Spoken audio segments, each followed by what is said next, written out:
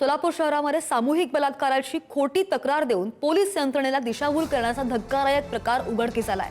या प्रकरणी महिलेसह तिच्या प्रियकराला अटकही झालेली आहे। विजापूर नाका पोलीस ठाण्याच्या तपासामध्ये संबंधित घटना पूर्णपणे बनावट असल्याचं स्पष्ट झालंय। आरोपी महिला आणि तिचा प्रियकर यांच्यामध्ये 2022 पासून प्रेमसंबंध होते।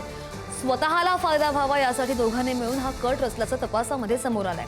17 मार्च रोजी महिलेनं डायल 112 वर फोन करून सामूहिक बलात्काराची खोटी माहिती दिली होती।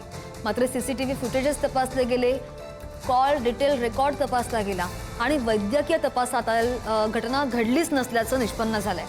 शेवटी पोलीस चौकशीमध्ये महिलेने तक्रार खोटी असल्याची कबुली सुद्धा दिलेली आहे।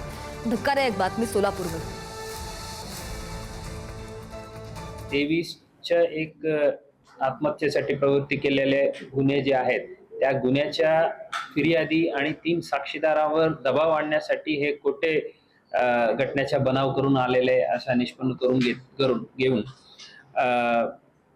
जे खोटे कंप्लेंट दिलेले महिला आणि तिचे प्रियकर समीर शेख यांच्या विरुद्ध BNS कलम 248, 217, 61(2) अन्वये गुन्हे दाखल करून त्यांना अटक करून आता पुढील तपास चालू आहे।